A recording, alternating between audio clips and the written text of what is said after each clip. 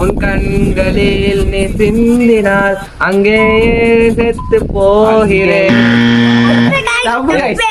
அண்டாவ கொண்டாச்சு செடிக்க கெடவட்டி கொண்டாடா embassy நான் தண்டிக்க.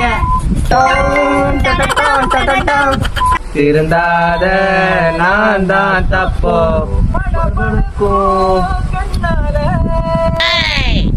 என மிரட்டி போறாள.